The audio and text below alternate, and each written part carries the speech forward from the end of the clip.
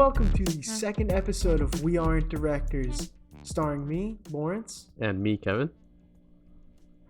We Aren't Directors, if this is your first time tuning in, is a film and comedy podcast where Kevin and I tell the stories of movies that we haven't seen before. Because we haven't seen a lot of movies and we reckon a lot of people haven't seen them either, so why not tell the best stories we can tell, right? But before we get into it today, Kevin, how are you doing? I'm doing great. I did nothing. I fell asleep all day.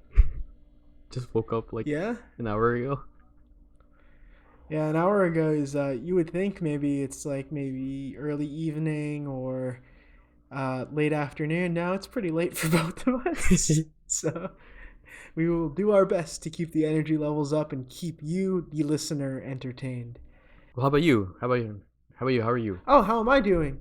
I am fucking tired. I've been dealing with a bout of food poisoning and the after effects of that for the past half a week.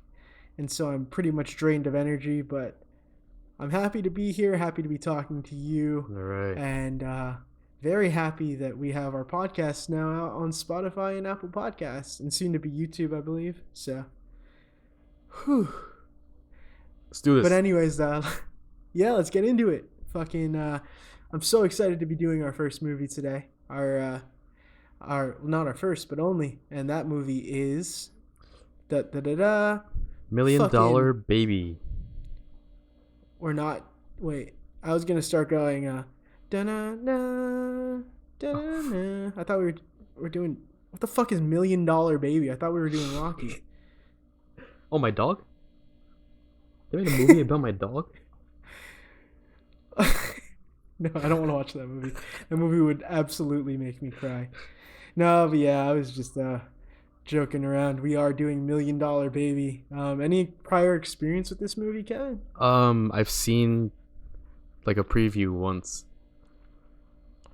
That's it. What did you see in this preview, or what do you know about this movie? Just boxing. Right? I know nothing else about it.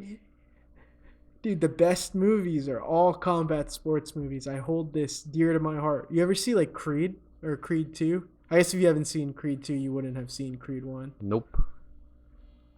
Neither one. Well, what about Rocky? Yeah, I've seen Rocky.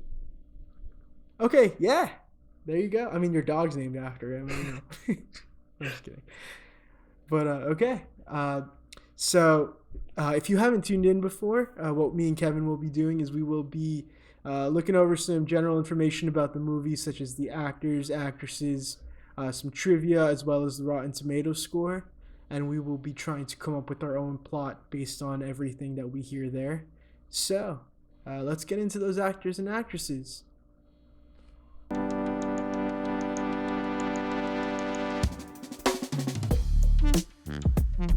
Hello, we're back. And so we're here to discuss the actors and actresses of $1 Million Baby. So for me on IMDb, top billed cast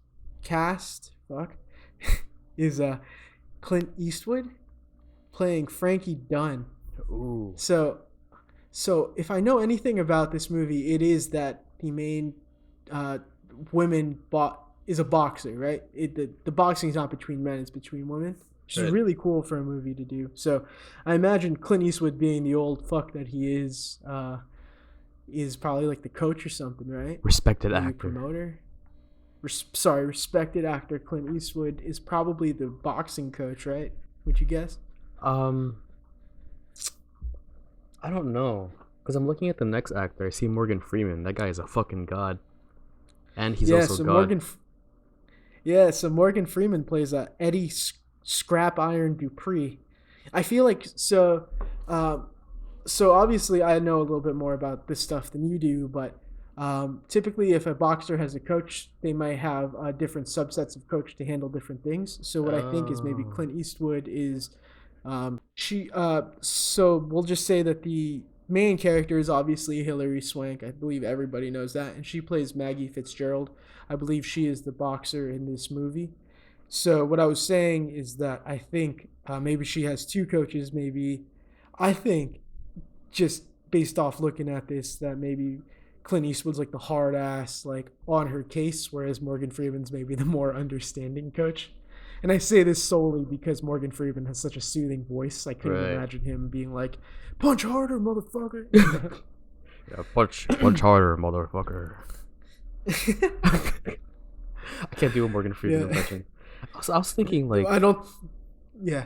I was thinking like Clint Eastwood would be like her manager or something, and then Something Morgan like Freeman would be like the general coach, kind of like how Pacquiao I could. has Roach, and Yeah. I don't know who his manager is, but I don't know. Morgan Freeman I would be think the he's Roach in that top rank, yeah. situation. I feel you. His nickname is Scrap Iron, so it definitely has something to do with boxing. Maybe he's a retired boxer, but we'll get into that. Next character is Jay Baruchel, playing Danger Barch. Ooh. That's a cool name, but I have no idea what role he would play in this movie. Is he a good guy? I feel like Danger is a bad guy name, but Jay Baruchel is such a like not a weenie looking guy, but like just a regular looking guy that looks kind of gentle. So it's kind of like an oxymoron, His name is Jay Baruchel, but his name is Danger. Danger. What do you think? If your name is Danger, you gotta be the bad guy.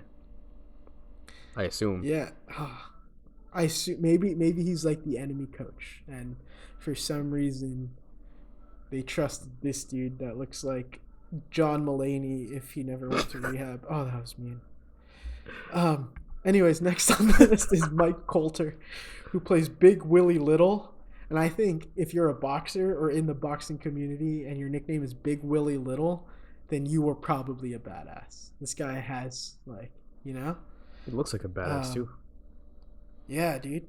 Yeah, his IMDb picture is all black and white. He's crossing his arm, looks like he's tough. Next is Lucia Ridger, playing Billy the Blue Bear. I assume she's just one of the other boxers that maybe Hilary Swank fights. Yeah, maybe leading like up the to main. maybe the main. Yeah, You think she's the main? Or yeah, maybe like the main female boxer that she's trying to defeat. Because there has to be one of those in a she in a could boxing kill movie. her. Maybe Yeah, she it's dies. true. Fuck. All right, we'll just go through a couple more. Brian F. O'Byrne playing Father Horvath. I think that this is like her moral compass, right? He's probably like a priest, but he's probably like a cool priest, like one that doesn't touch children, and he's like there to always offer her advice, or maybe he's there to help her with the $1 million baby. Anthony Mackie, cool Falcons in this as Sherelle Berry. No idea what he would play. Margot Martindale as Erlene Fitzgerald. She looks like a sweet woman, is how I would describe her. And we'll go with one more just so we have another woman, is Ricky Lindholm as Mardell Fitzgerald. So I assume her and Erlene are related. To Maggie Fitzgerald. It's definitely her family. Yes. Or other boxers. Maybe she boxes her family too.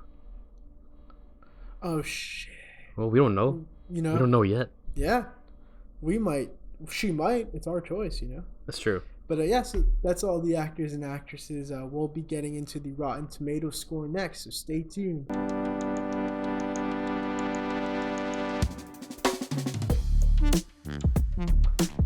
And we're back with our third segment where we discuss the Rotten Tomatoes score.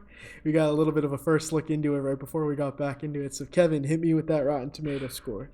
So we have 90% on the tomato meter out of 269 reviews. And then watch this. Audience score out of 250k ratings. Also 90%. So we're fucked. Jesus. Yeah, we're fucked. We did a test run on Bambi and it was like 90 to 73 and we kind of struggled with it. So let's see how we do. Let's see how we do with the 90-90. Because Planet of the Apes was like 40 to dog shit or something. We really have to try hard to make this plot well. But that means that on the IC meter, which if you have not listened before, is our rating for We Aren't Directors, on a scale of 1 to 5, that means that we need to hit at least a 4.5 to at least tie. Fuck. I'm going to this dry. I have no knowledge. I didn't prepare anything for this movie. You just woke up. So let's fucking do this. Oh, man. Yeah, let's fucking do this. But wish us the best of luck, please. But before we get into the movie, in order to help guide our sense of plot along, we will be going into Kevin's favorite section, the trivia.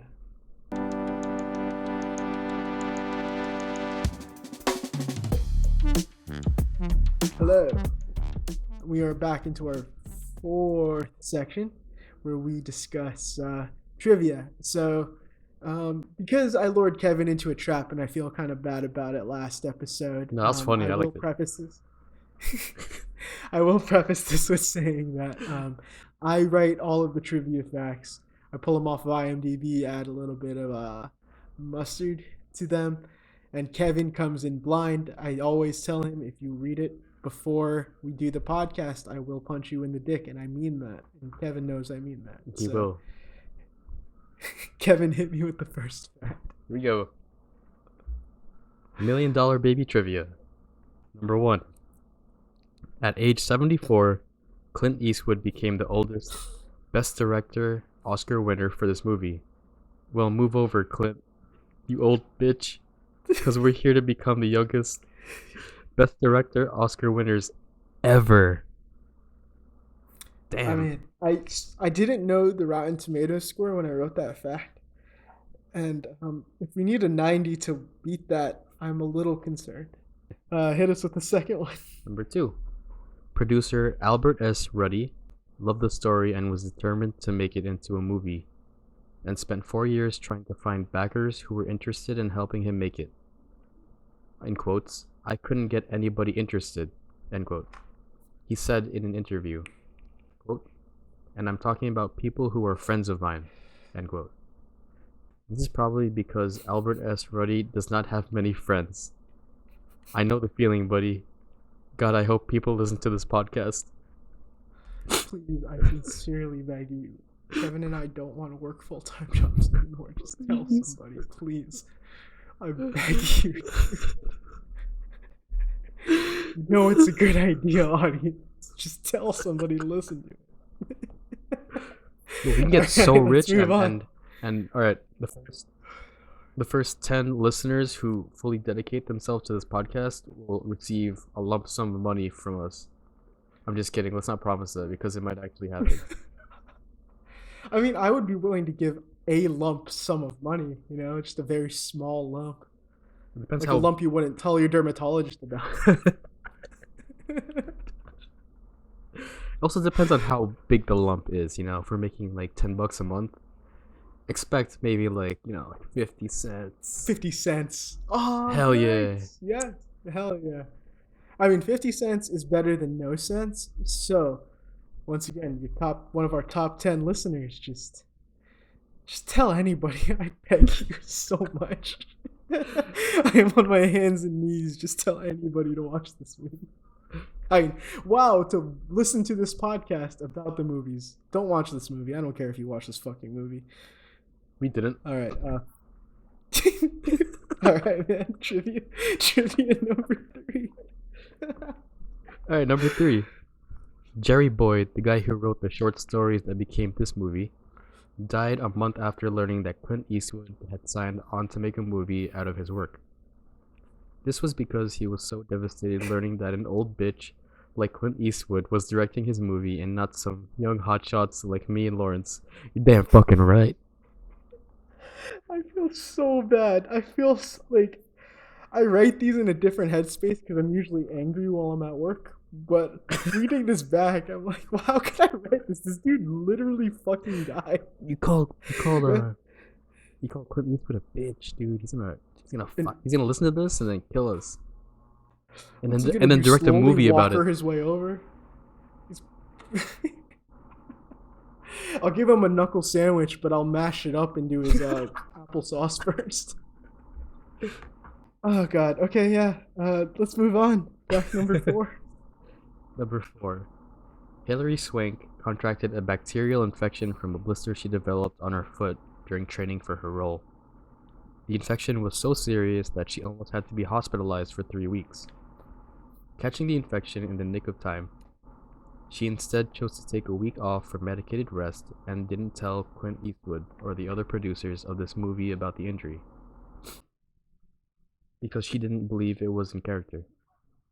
I don't have a comment on this. It's just ridiculous that she wouldn't seek medical treatment and almost waste everyone's fucking time because she was in character. Your finger out of your ass.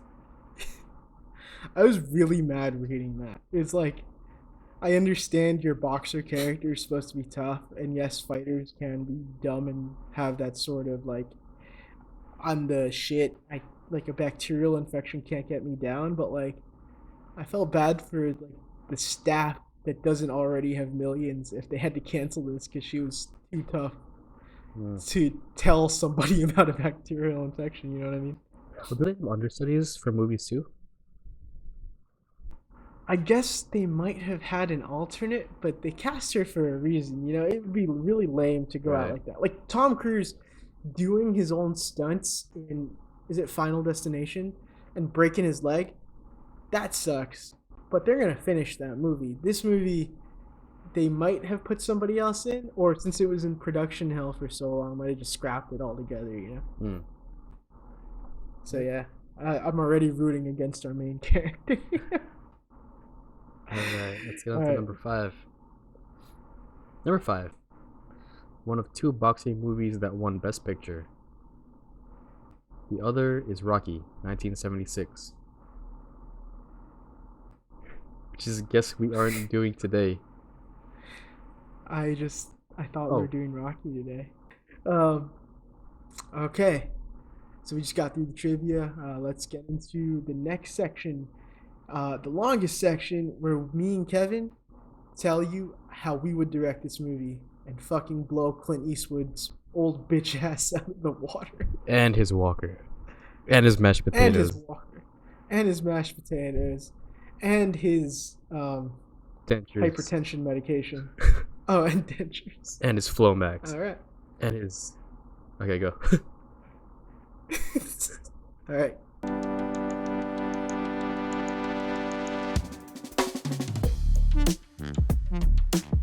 Alright. Welcome to the plot when you are now in the thick of it with Kevin and I. Hey, yo.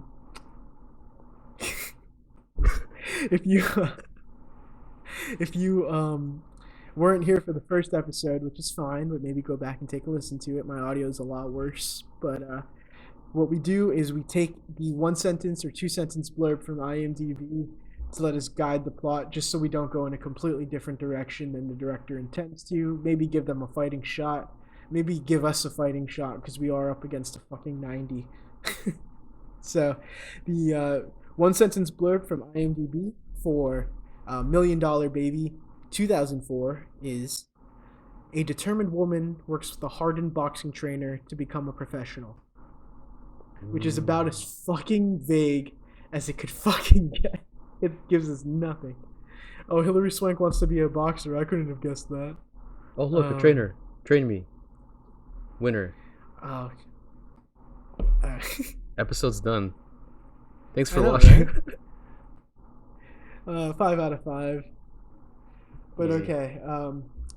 Kevin, you started last week, so I will start this week. So, I've watched a lot of these kinds of movies, and I know the tropes. I know what people want to see. You know, like we've both Sex. seen Rocky. I mean, maybe at some point. I don't know if we should really open the sports movie with the sex scene, but how about instead of sex? Maybe we'll get to sex later.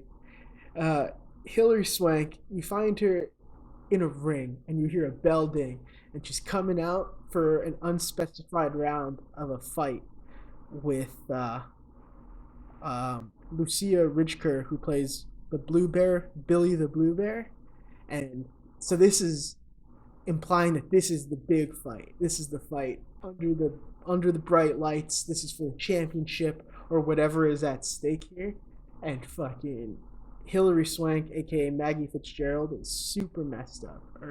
She has like a black eye, it's almost swollen shut, she's bruised all over, her cardio is a little bit labored, and she's coming out, and she's trying to throw like a double jab and she gets counted right over the top, and she goes down. Actually, she goes down. She hits the canvas hard, and then it freeze frames, and it goes, "My name is Maggie Fitzgerald, and you may wonder how I got myself into this situation."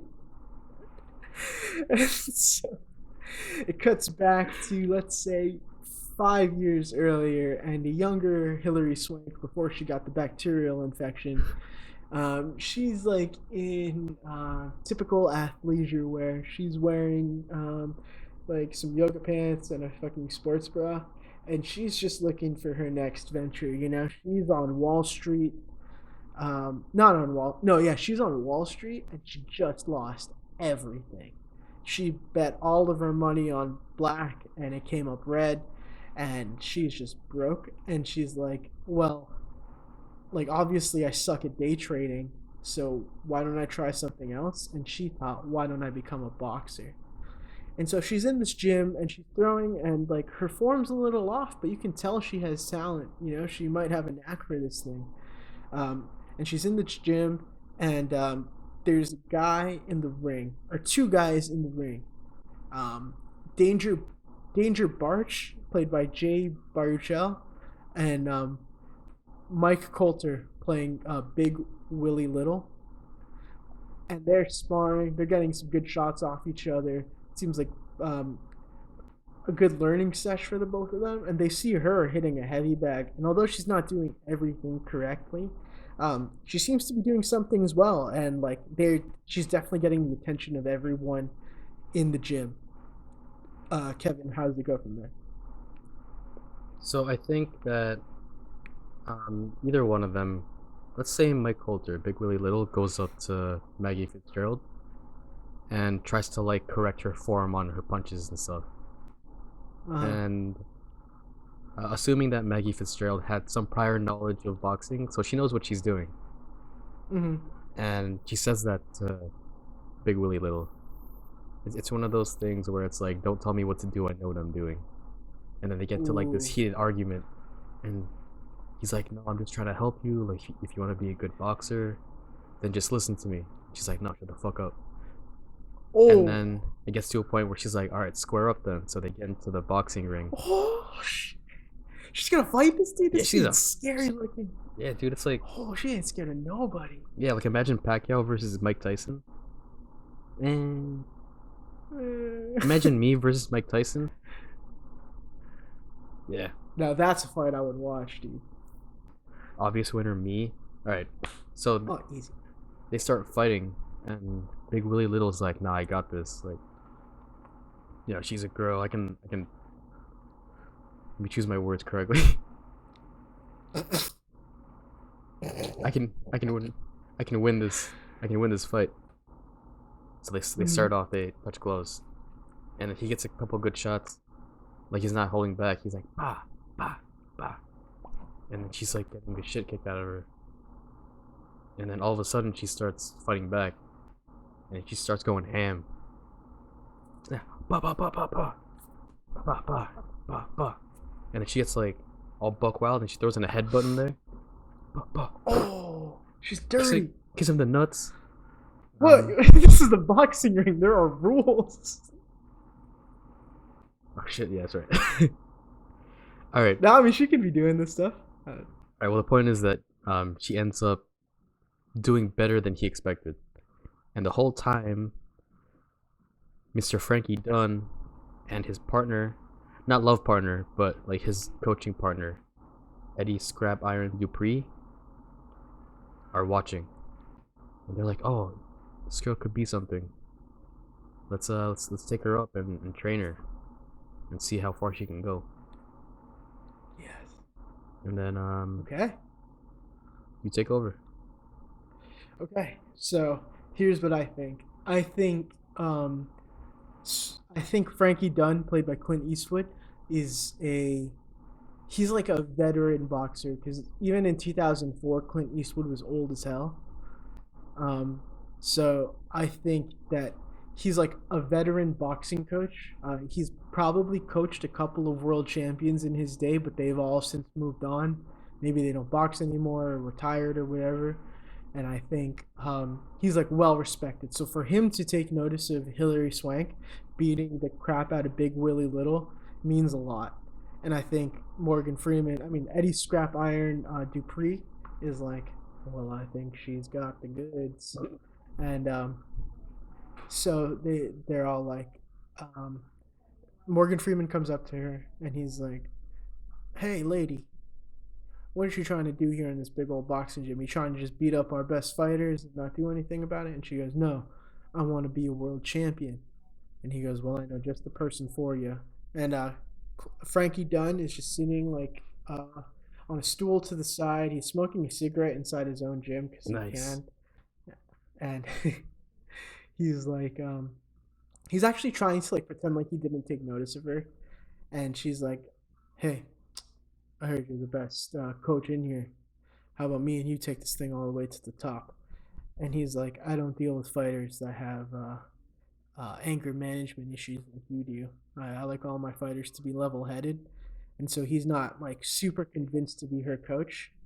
And so what it is I'll take a page out of your playbook here. It's a montage over the next few days, weeks, months, where she's coming into the gym. She's sparring the dudes, and like you can tell that she's really good, but the dudes still are able to find holes in her game where she could improve, and it doesn't seem like she's listening to anybody.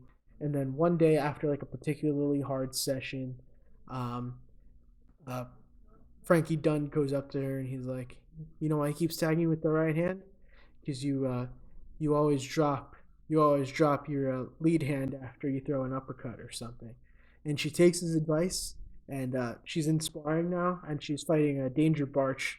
One, and he's like really slick and really fast, and she throws the uppercut, and the punch is coming like slow motion, and she remembers what Frankie Dunn told her, and she puts up a guard, and she at the same time she lands like a big hook on this dude Ooh. and knocks him flat cold. And he hits the canvas hard. He's like foaming at the mouth a little bit. He's like done. And at this point, um, Frankie Dunn is like, "All right, I'll see you for your morning run tomorrow at 7 a.m." And even though Maggie always seems really tough and kind of like put offish a little bit, she kind of smiles like a happy like kid that he's finally accepted her to train her as a professional boxer. And so she wakes actually before she wakes up in the morning, she goes out for drinks with Danger Barch and Big Willie Little. And what happens, Kevin? So they're out for drinks, and they talk about the competition that's like upcoming and rising with the girls because they want to get her into Mm-hmm. the big card. Um, and then when they get drunk, she starts to open up a little bit towards them because to them before she was just like a stranger. They were strangers to her too. So she Mm-hmm. started to get comfortable with them, Mm-hmm. and then they find out all her insecurities. They find out about her life at home with her family, and it turns out that she lives with her mom and her sister, Okay. Erlene Fitzgerald and Mardell Fitzgerald. She was like the breadwinner in the household, Mm-hmm. because the mom was like too sick to work, and her sister Mardell is still in like college, and they're struggling to pay bills, pay for college, pay for the Mm-hmm. house. And Okay. now that what's her name, Maggie Fitzgerald lost her job on Wall Street, and she's pursuing this other hobby for now, I guess if you will.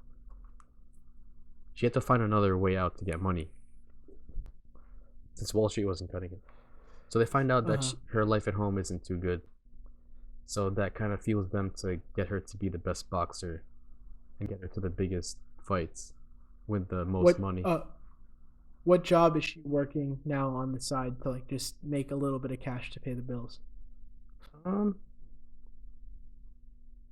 what is a good filler job? Should be like a temp or like an office or something. I don't know. If she worked on Wall Street, she would have a pretty credible resume. But I guess if she sucked at it, then no one would really hire her, right? You think she was a good? a good worker on Wall Street? Or no. I mean, she lost all her money, so how good could she be? um, I'd say, let's say she's working at she's working a high level executive position, but for like a company that fucking sucks, like a company that sells coils for refrigerators. Oh, that's pretty good. Yeah, Yeah. like something you don't really care about, So there's a job for it. exactly, Okay. exactly. She hates this fucking job. But yeah, keep going. Yeah, so boxing is her outlet, and she could turn into like a career, which she could help her family out. Mm-hmm. So that's the night out at the bar. They get This is where we learn more about Maggie Fitzgerald. We Okay. go into the next day. She starts training with Frankie Dunn. Mm-hmm. Montage time. Well, training montage. Hell yeah, that's the best montage. Bum, bum, bum. He's running like 5 miles, 1,000 push-ups, 1,000 crunches. Oh, fuck. Is she Mike fucking Tyson? It's fucking the One Punch Man. 10 kilometers? Yeah. So they're doing this whole training montage, and then at the end, she's getting into her head a little bit. She's like, "Can I really do this? Like, what's the end game for me? What if I don't make it? Then my family's screwed. I'm gonna be stuck selling coils for refrigerators." So she goes on a stroll, and then she passes by her church. She stops by for some guidance. This is where we meet Father Horvath, played by Brian F. Yes. O'Byrne. Uh-huh. She tells him all her problems. He's like, I was working here before. Now I'm taking up boxing. Is this really the right move for me? I need some guidance. And then tell me how the conversation goes.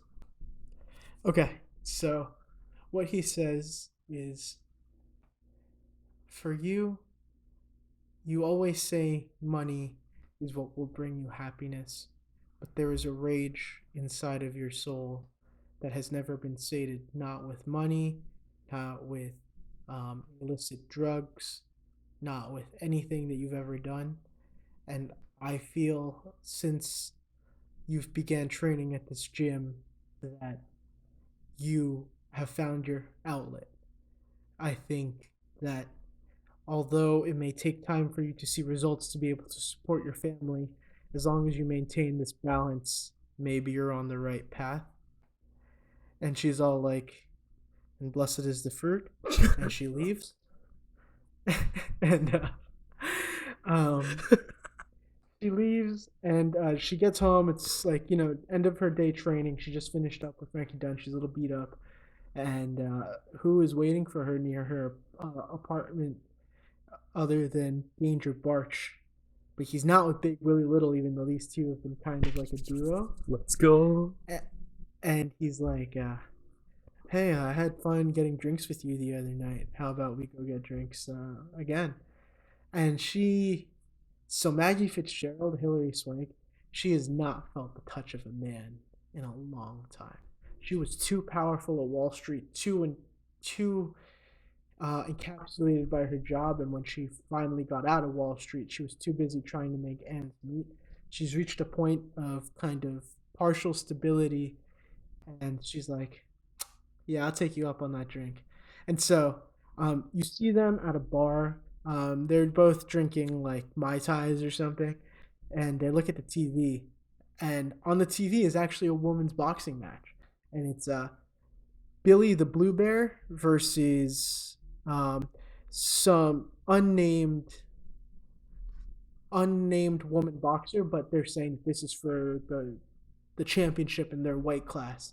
And this Blue Bear girl is fucking her up. She's throwing so many punches. This other girl she's truly just shelled up trying to defend, and everything's coming through. And she gets knocked out with a big left hook at the end. And then Billy Blue Bear is like, "Who's going to stop me?"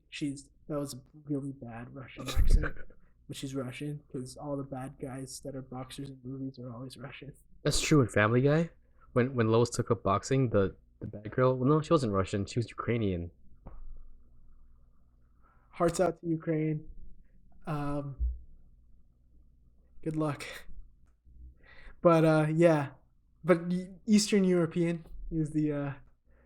They're always from that area of the world for some reason, which is kind of messed up. I guess But Americans always anyway, want to box those Eastern Europeans. and like I watch a good amount of fighting. You don't. Those guys are animals. Yeah, They're so scary. sounds scary. Yeah. Um. But anyways, yeah. So they're watching this, and then Danger is like, "Ooh, you don't wanna.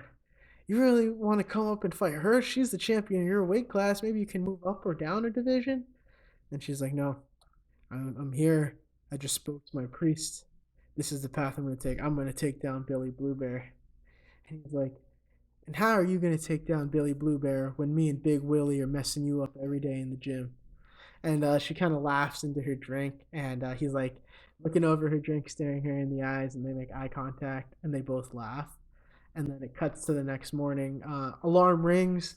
Um, she like a hand out of bed slams the alarm, and she's like, "Fuck, I'm late for training. Frankie's gonna kill me." And then you hear Jay Baruchel be like, "Hey, what's the matter with you?" in bed with her. So they slept together, and she like speeds out the door. She's like, "Come to the gym whenever you're ready. Don't bother any of my family."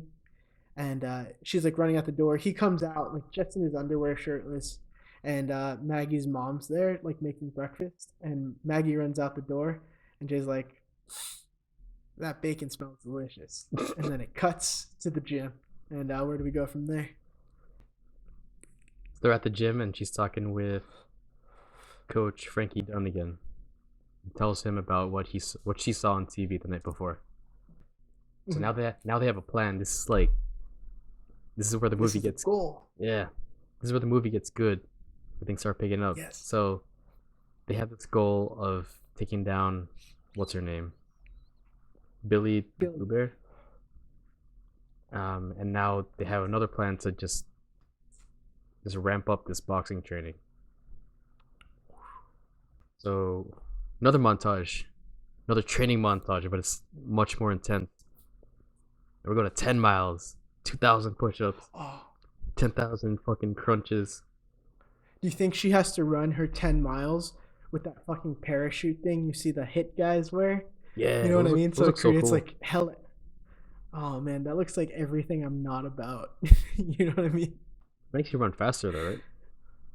Yeah, it's like creating air resistance and stuff for your legs. I mean, do you really need to run fast in a boxing ring?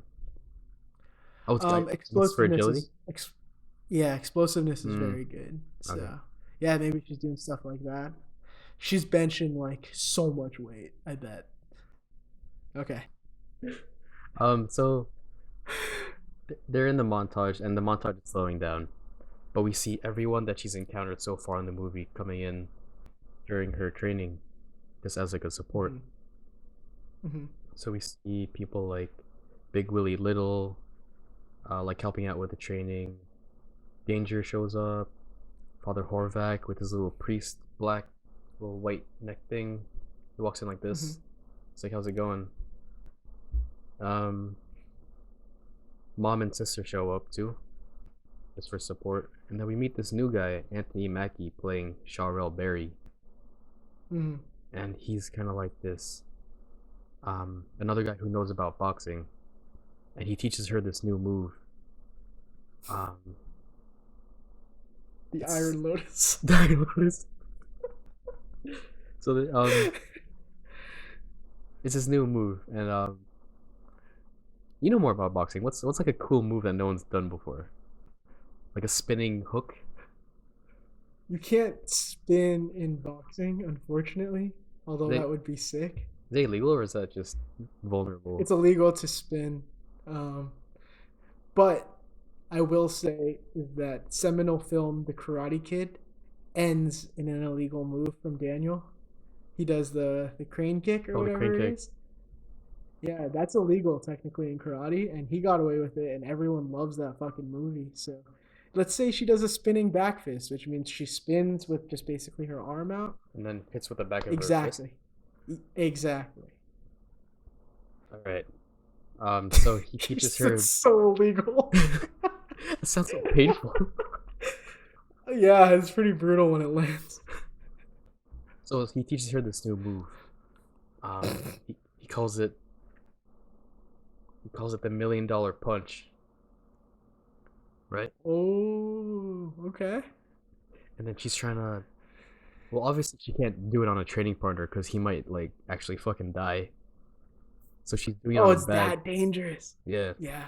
It's like the Iron Lotus. Like, you kill somebody or you get it just right. Or you nip little chin hairs on the swing. Oh god. Yeah. So she's trying to learn this move. She like fucks it up the first couple of times, or the first couple of days she tries it. She's like, I can't get it right, and then she starts like hurting her hand trying to do it so much because it's not proper form. And, Oh man. She's just like eventually she gets it, and then you go back to the bar. And they see like an opening to challenge like the big fighters in Eastern Europe. And she's like heavy pushing for it to her coaches. She's like, I'm ready. I've been training for this many days, this many months. I think it's time for us to go. And they're like, just look at your weight class. Like, I don't think you're gonna make it. Like, you're just a baby to them. Oh man. Then go ahead. I got you from here. Let me know if you need an assist. There you go. Okay. And so they say you're just a baby, and this hurts her. And she's out drinking one night with Danger, and she's venting about this. And Danger's trying to comfort her, and he's like, "Listen, you're not a baby. You're like a fully grown woman. I don't know why they'd call you a baby. That was kind of weird." But obviously, Frankie cares about you. Eddie cares about you. Like, they just don't want to know what's best for you. So what I think you should do is maybe we take a couple warm-up fights before we fight the big dog. Because you can't... No, she's never going to take this fight with you. You'll get annihilated. You don't have enough experience. You have enough experience in the gym, but not in the ring. And so she starts to feel better. And what you see is she puts her head on his shoulder, and they're like an item now. Like, they're together. Yes. And so what happens is she just like nods her head yes without saying anything. And then the next scene it cuts to is her in her first professional match. And there's not a ton of women credited here, so I'm just gonna say that it's her sister. Grant. Maybe in the sequel she'll fight her sister. So it's Erica Grant just playing the role she plays is nurse, but that's actually just her nickname as a fighter. She's the nurse. Ooh, because, nice. She'll nurse you to death.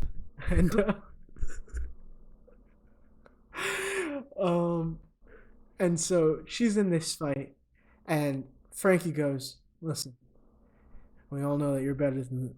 All right, what's a good Clint Eastwood impression? Like, listen, talking to me, punk. We all know you're better than this girl, but there's one rule I have for you for this fight: don't show anybody the $1 million punch." And actually, what happens is that she has grown really used to throwing this. This is like her money punch, She throws the 1, 2, 3 hook and then spinning back fist, and no one ever sees it coming. And she's like, "What? That's my move." And so she has to do this fight.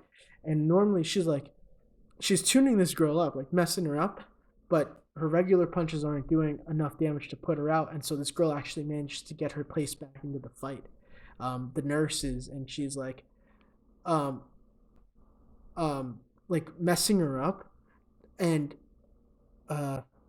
Maggie finds the perfect place to throw the spinning back fist, the $1 million punch, and she chooses not to, and she actually gets downed for it in the ring. She takes a big fist in the mouth, And she's like, why can't I use this punch? Please, just like let me do it. I can't find a way to beat her. And then he says, if you need the $1 million punch to win, then maybe you shouldn't have the $1 million punch. And this like opens her eyes, and she's like, you're right. I'm better than just using this one punch to win. And so she goes back out. She has new life in her, and she eventually gets the knockout. And then another montage sequence where it's like 2 or 3 more fights, and she wins, and she hasn't thrown this punch at all, to the point where the manager for Billy the Blue Bear notices her, who is played by Benito Martinez. And so Benito is like, he's like, I think that we could create a big match with her. You know, I don't know why I'm doing that accent. He's clearly Hispanic. Anyways, so he's like, all right, yeah, Billy, she's your next victim. We're gonna take her out. Like she's had some good wins so far, but she's easily beatable. And let's promote this thing. And so they're doing the whole promotion. They finally booked the fight, championship fight, women's title fight on the line. Billy the Blue Bear versus Maggie Fitzgerald, and Maggie $1 million Fitzgerald, because that's a pretty cool nickname. Ooh, that's sick. And Yeah. so what's happening is it's about a month from fight week, and they're doing some cardio, and Maggie like suddenly gets really nauseous, and she throws up like right outside the ring, and everyone's like, oh, like what? Have you not been training as hard as you're supposed to? And she's like, no, I haven't, I swear. Ugh. And she takes a pregnancy test. Oh shit. She's pregnant with Jay Baruchel's Danger Barch's baby. And she has to pull out of this title fight with Billy the Blue Bear. She was so close. She felt it. She knew she had the $1 million punch in the bag. This Billy the Blue Bear had no idea that it would be coming, mostly because it's illegal to throw. And she's distressed, and she's like, I don't know if I want to keep this baby. She's like crying. She's talking to the father, who obviously doesn't want her to get rid of the baby because he's Catholic. And he's like, you may be the $1 million woman, but that's the $1 million baby.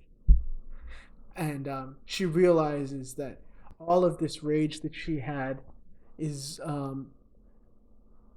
has all been culminating to this moment, because she feels like, yeah, maybe I don't need to box to feel complete. Maybe like the fulfillment I would feel from being a parent would help me like get through all of these issues I'm having. And so she decides to keep the baby, and so she's out of the game. And so what happens is Billy fights a replacement fighter, and she's messing everybody up. And one day, like, the baby's crying so much, and she can't get it to calm down. Danger Barch is just like a deadbeat, so he's like not even around. And she takes him back to the gym. And Frankie Dunn is there with Eddie and the whole gang, and they're all training. And they all look surprised to see her because they haven't seen her since basically the baby was born. And then what happens? So the baby's born, right? So I think that she goes back into training, and then what causes that? Because she has the baby. Remember, she has something to lose now. That's true, but her mom and sister are still alive, so I think she uses that as leverage for her to go back into training. Also, babies are fucking expensive. That's true. I mean, she has like no money. How's she taking care of this baby? She took extra shifts at the coil. Coil factory. Coil factory, yeah. She got demoted from like CFO to. So she's gonna start training again, and then her goal is to fight. I keep forgetting her name. Billy. Boo Bear. Yeah. So she's like, sorry to cut you off, but I think what happens is Billy goes, she's undefeated still. She's beaten every woman in the past. Let's say it's been a year, because she had to have 9 months to have the baby, and then the baby's a little bit grown. So let's say it's been like 18 months, so baby 6 months old, and or 9 months old. But anyways, she's like, I have beaten everyone here. I There's one woman that I want to call out, and that is Maggie Fitzgerald. Mm. And she goes, "You, me, $1 million on the line, and also your baby." We gotta tie it in. This is how we tie in the movie. Yeah, it's $1 million and a baby.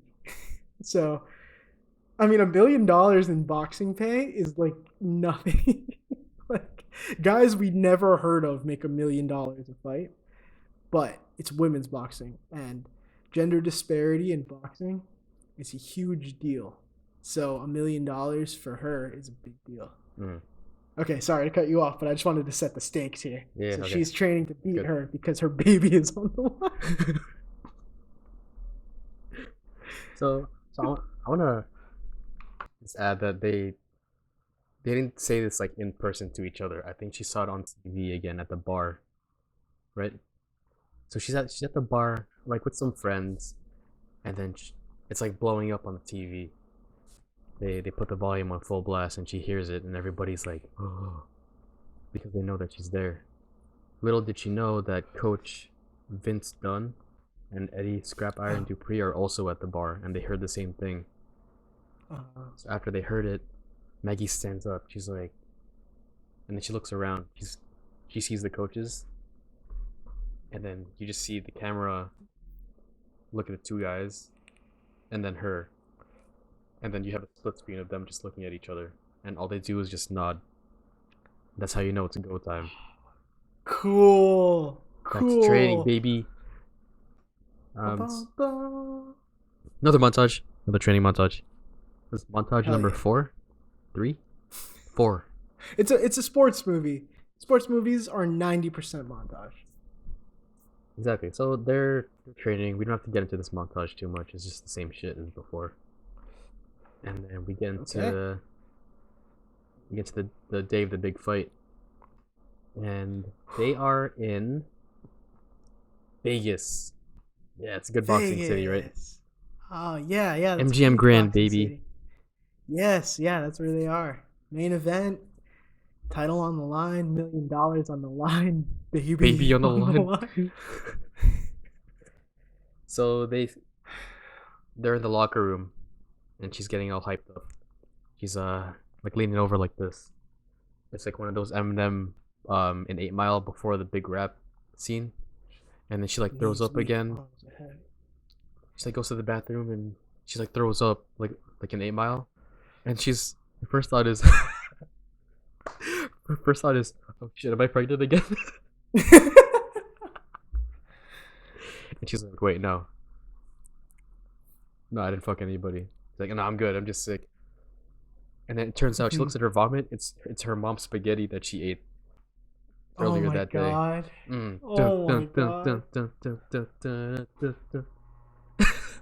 Uh-huh. So she gets her nerves out, goes back into the locker room. Her coaches are there, and they're like, all right, Maggie, this is the big fight. This is all or nothing for the $1 million and the baby. Remember everything we taught you, and remember, if you need the $1 million punch to win, then maybe you shouldn't be doing it, or whatever you said before. Yeah. Okay. She stands up, and then we see like a slow-mo. It's not really a montage, it's more like a slow-mo walkout of her walking out into the thing. But what's a cool song for her to walk out to? Dun, dun, dun, dun, dun, dun, dun, dun. Knees heavy. So, mom spaghetti. so she throws up her mom's spaghetti and she walks out to that song. Okay. Cool, rad. So you don't hear. All you hear is just the crowd, and the camera's following behind her. And she's like, she gets up to the ring, and she sees. Fuck is her name again? Billy the Blue Bear. Billy the Blue Bear, and she's sitting in the corner already. She already walked out, hood up, and she's waiting, just staring at her. Mm-hmm. And then you go. Okay, so what happens is they're both staring each other down. They're both shadowboxing in their quarters, talking to their coaches and stuff. And then Michael Buffer's out like, um, um, and now for your main event in the red corner, Maggie $1 million Fitzgerald, and clap applause. And in the blue corner, Billy the Blue Bear. She doesn't have a nick. She doesn't have a last name.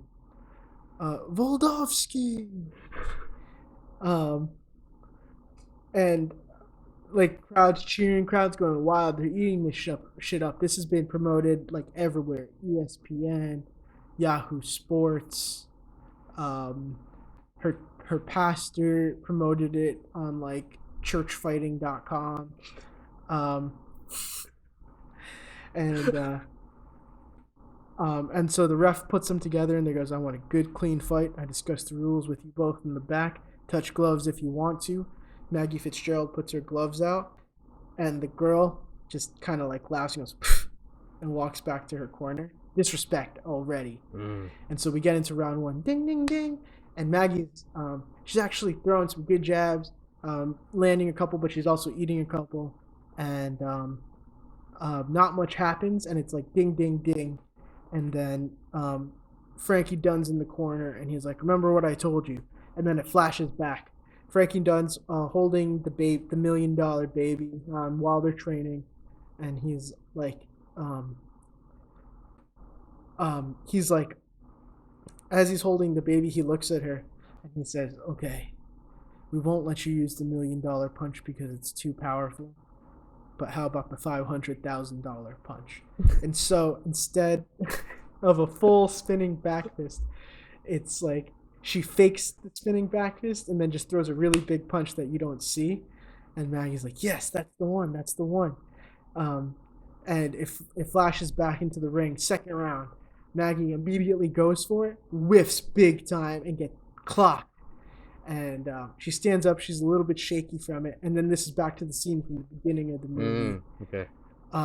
Where she starts getting tuned up and she gets the big shot on her chin and she like almost lights out. And huh? Hey, yo.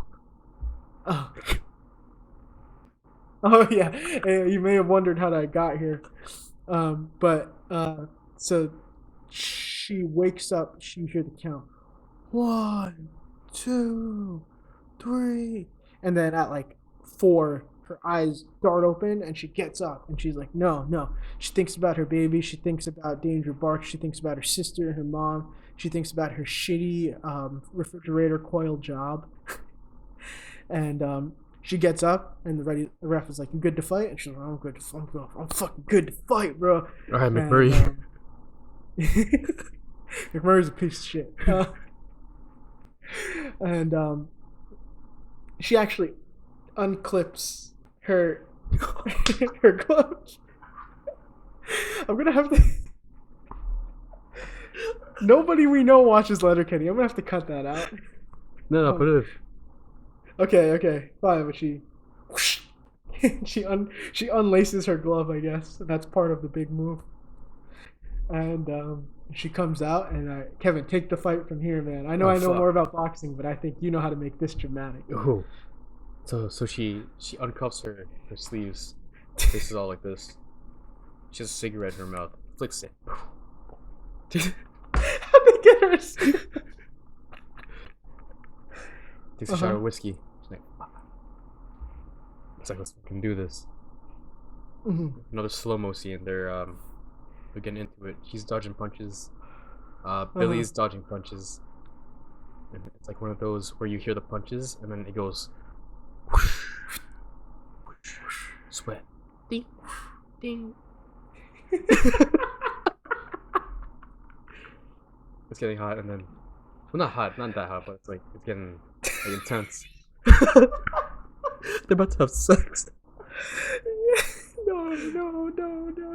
So they're dodging punches, and then Billy the Blue Bear lands like a nice punch on her again, a nice jab. And she's not knocked out, and she's not thrown to the floor, but she just takes. She's rocked. She's rocked. Okay, there you Yeah. go. That's the word. She's rocked, Yeah. and then she shakes it off. And then this is where Maggie like starts to win the fight. She gets all pissed, and then she's throwing a couple good jabs, and then Uh-huh. a nice cross punch. Is that what it's called? Right across. Jab, cross punch, and then super slow mo. She goes for the fake $1 million punch, The $500,000 punch. the $500,000 punch. So it's like this. It's like she goes. For audio listeners, Kevin is demonstrating. She goes. Go ahead. It's one of these spin moves. She's like this. Doesn't extend her arm, and then goes for. Oh, that's so sick, dude. And it rocks her. It rocks Billy. Yeah, rocks Billy, but then she's like unfazed. So she gets up, switches stances, does it on her stronger side, which is her right side, Oh shit. and then knocks her the fuck out. It's like Bambi when the dad no when the mom deer gets her fucking brains blown out. Billy the Blue Bear gets her brains blown out by a fucking fist. Okay, let's not go there yet, but I see what you're saying. She's getting fucking messed up. I Yeah. think when she first lands that first $500,000 punch, there's like a number on the screen. It starts at $0 and it like skyrockets up to $500,000 for the 1st one, and then the second one it goes up to $1 million. And Billy the Blue Bear is rocked, but she tries the $500,000 punch herself and she lands it. And so you see the $1 million. It doesn't knock her down, but you see the $1 million goes back down to $500,000. And they're both rocked. They're both tired, and they're both gonna go for the punch again. And then ding, ding, ding, end of the round. They're both sitting down. Maggie's like completely out of it. She's like cold. Like she just keeps saying, "My body feels cold. I can't feel anything. I'm done. I want to quit." And Frankie Dunn comes into the ring and he slaps her. And he's like, "Get your shit together!" And then he runs out of the ring and he comes back holding the baby. He's like, "This is who you're doing it for. If you give up now, you lose, baby Michelle," because they all start with M. And she's like, "Fuck." She looks at the baby. The baby makes eye contact, and the baby puts a fist up to her mom. Sick baby.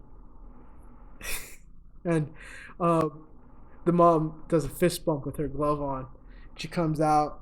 They're like seconds out, and she's like warming up. She's ready. She's like, "I'm gonna do it. I'm gonna do this. I'm gonna do this."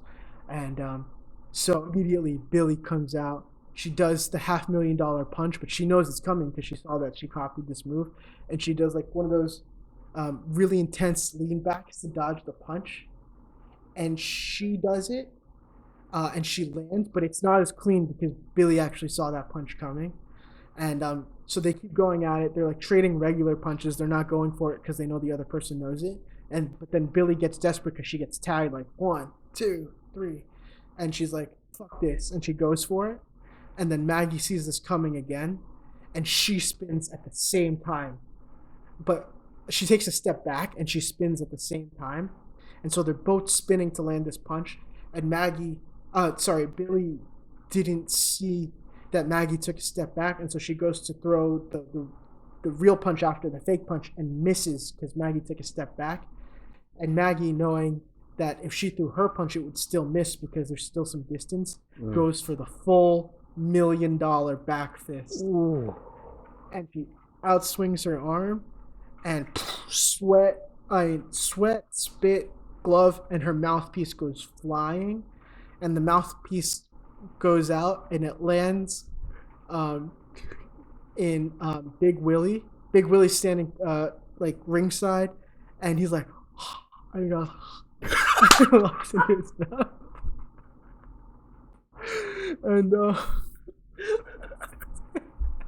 And she lands it, and the timer and the counter goes from 500,000 to $1 million to $2 million, and Billy the Blue Bear falls out, and the ref calls it. Ding, ding, ding. Fight's over.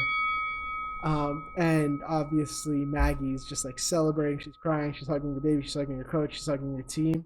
And then how does the movie proceed to end from there? Um, and then it cuts to, let's say, 6 months later, Okay.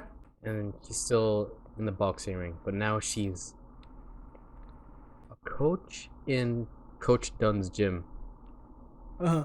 and they're talking about the fight, like, oh, that was sick. Would you ever fight again? She says, no, I think this is what I needed to boost my life, get myself back on my feet. Turns out she started going back to her old job on Wall Street, but she's like smarter. She has a motivation to work because she did what made her happy, so that's her fulfillment in her life. So Uh huh. they're still in the boxing gym, and they're like, oh well, we need to find another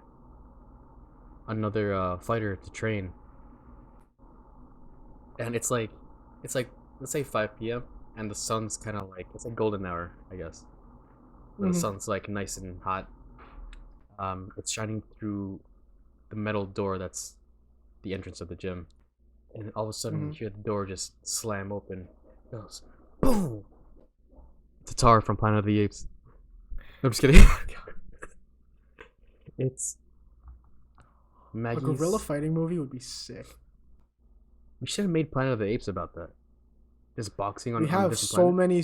We have so many sequels. That's true. All right, next time. Okay. Door kicks open. Bah! It's Maggie's sister. Has a full gym bag, arms already wrapped up. She's Yeah. like, "Let's do this." Cut. Credits. Bum, bum, bum. Bum, bum, bum. Hell yeah, dude. That's awesome. I loved that. Oh, Oh man, I am scared to review this because although I like our movie, whew, okay. But anyways, we'll be back in a second. We're gonna take a quick break and we'll be back with our ratings.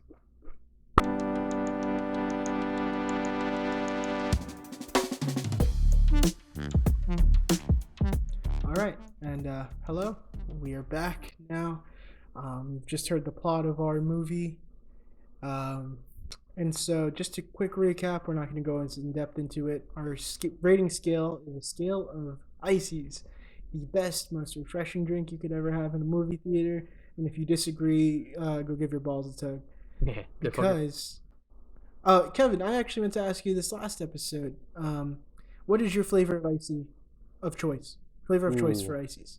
At a movie theater, since they only have like the basic flavors, not like 7-Eleven. Yeah, they have like cherry, blue, and Coca Cola usually. Oh, okay, so it is kind of like 7-Eleven.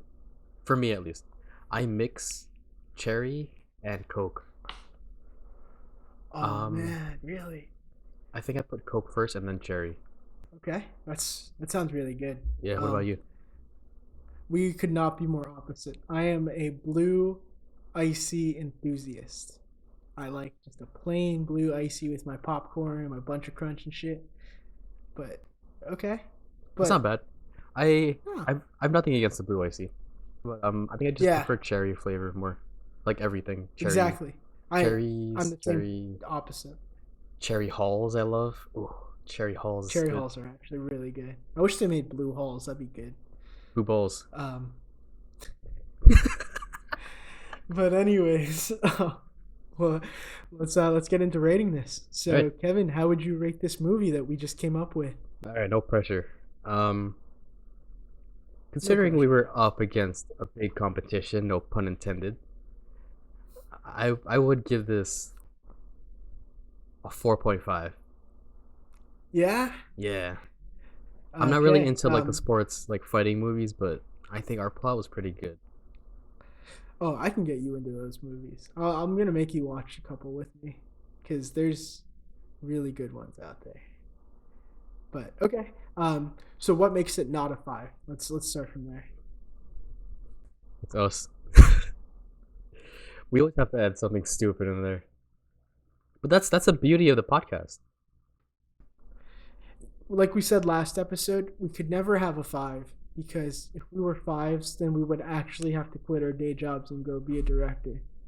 And so we can get as close as possible. I would say maybe a 4.9, but I don't know if we will ever reach a 5. If we get to Who a knows? 5, Maybe then we'd have to rebrand. Then we'd be We we are are directors, and that's fucked up. Yeah. Even I though feel we like would like to make it there, but in these 2 movies we've done and aired publicly, we've done a few more that we probably are never going to show. I've talked enough shit about directors to know that if I tried to break into the industry, I would probably get blacklisted. you and I are like, Clint Eastwood would probably kick my ass at 115 years old. Anyways, okay, so 4.5 for you. what about you? I did like this movie. I did. It's tough. I think I'm a pretty generous rater, and I think if I watched this, I would come out of the movie theater or be laying on my couch being like, hell yeah, that ruled, and I would only want to talk about it for a while, just to talk about all the symbolism, how no matter how shallow it was from us. Mhm. So I'd say 4.5. I'd say this bout ended in a draw. Majority yeah. decision, unanimous decision even, a draw. So, yeah, let's get into reading the actual plot of this movie because I didn't say this at the top, but I do know that a lot of people don't like the ending. So let's see what happens. Okay.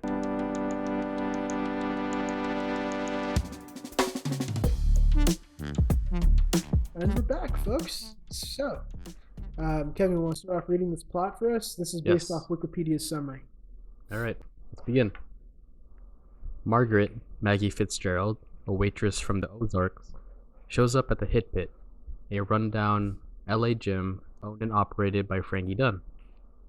Dunn is a cantankerous Irish-American trainer, revealed to be estranged by his own daughter.